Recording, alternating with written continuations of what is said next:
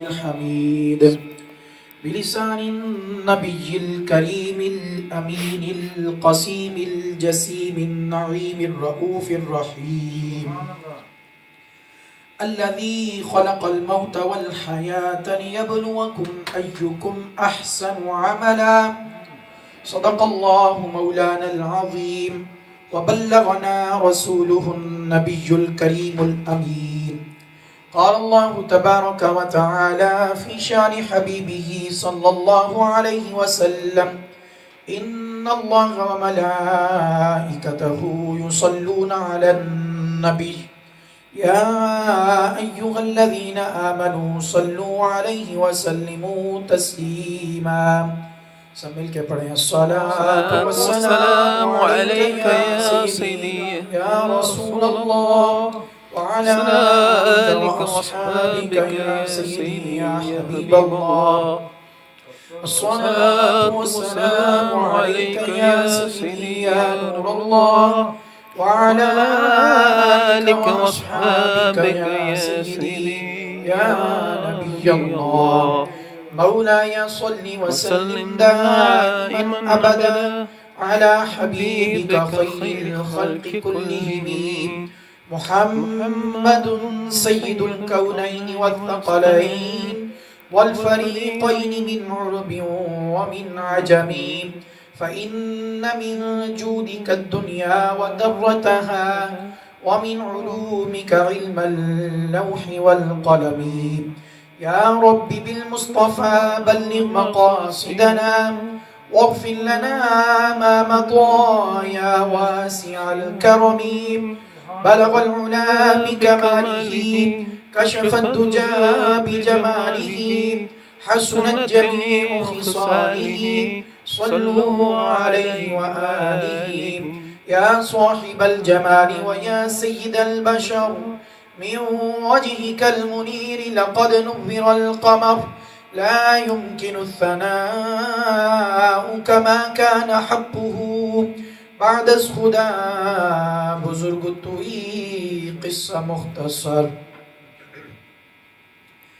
بزرگان محترم، معزز سامعین حضرات، میرے پیارے مسلمان بھائیوں، دوستوں اور بزرگوں، اللہ جل جلالہ و اتم برہانہ و اعظم شانہ ولا الہ غیرہ کی حمد و ثنا کے بعد، اور سید الرسل ختم الرسل مولا کل عالم کل خبیر کل وارث کل شہید کل سلطان کل معلم کل رازدار رب العلا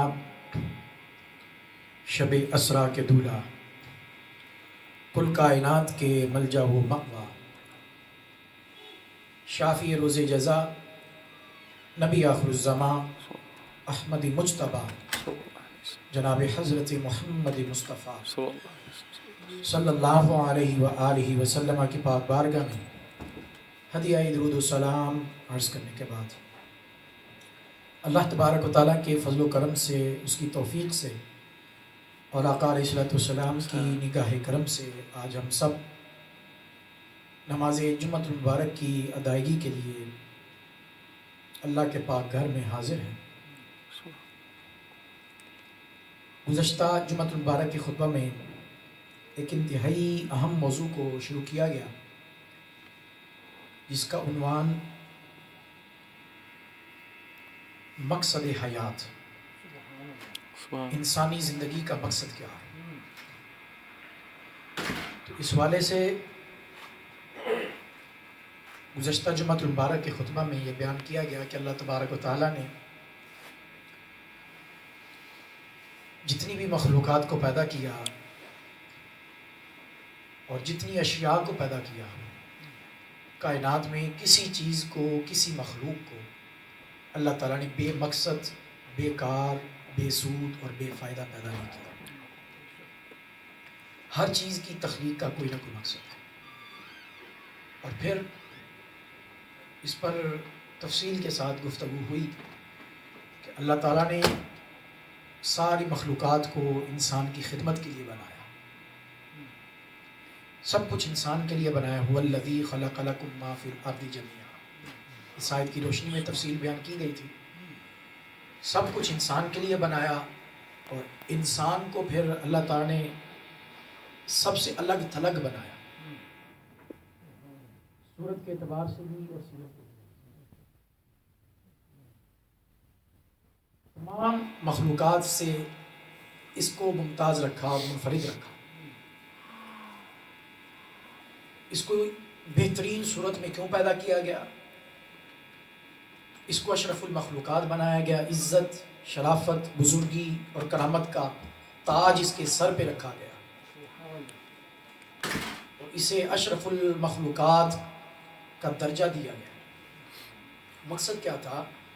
مقصد یہ کہ باقی چیزوں کی بھی پیدائش کے مقصد ہیں، لیکن انسانی تخلیق کا جو مقصد ہے وہ بہت اعلیٰ اور بہت بلند و بالا اور عرفہ والا ہے.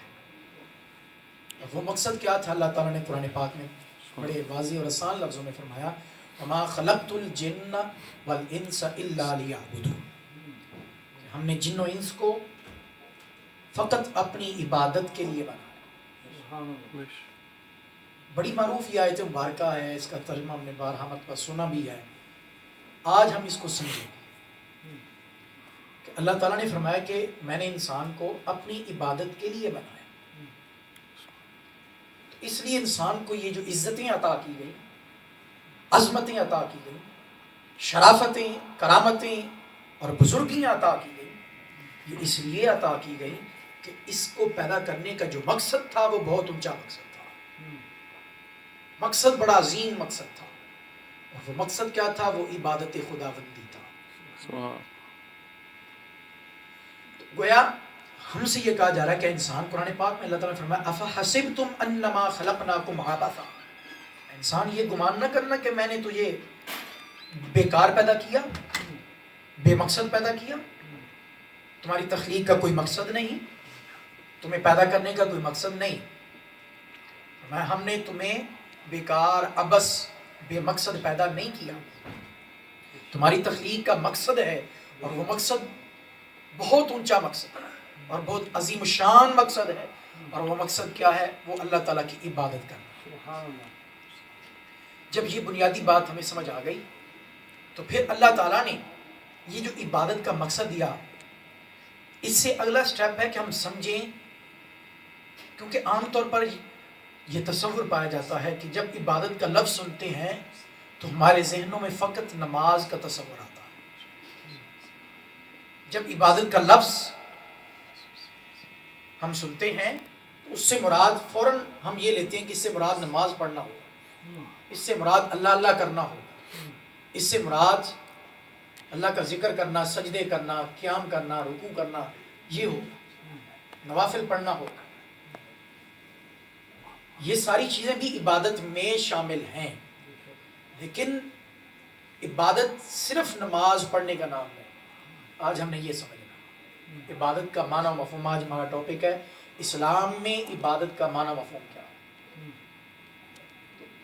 عبادت صرف نماز پڑھنے کا نام نہیں، تو نہ ہی عبادت فقط اللہ اللہ کرنے کا نام. عبادت کس چیز کا نام؟ پہلے ہم لفظ عبادت پہ غور کرتے ہیں. عبادت کا لفظ جو ہے یہ عبد سے بنا، عین بادہ. عبادت کا جو لغوی معنی ہے، لغوی معنی اس کی لینگویج کے اعتبار سے جو معنی بنتا ہے وہ یہ ہے کہ اظہار عجز، عاجزی کا اظہار کرنا، عاجزی کا اظہار کرنا. یہ تو اس کا لغوی معنی ہو گیا. اصطلاحی معنی کیا ہے؟ ہر عمل خیر، ہر وہ عمل جو اللہ کی رضا کے لیے کیا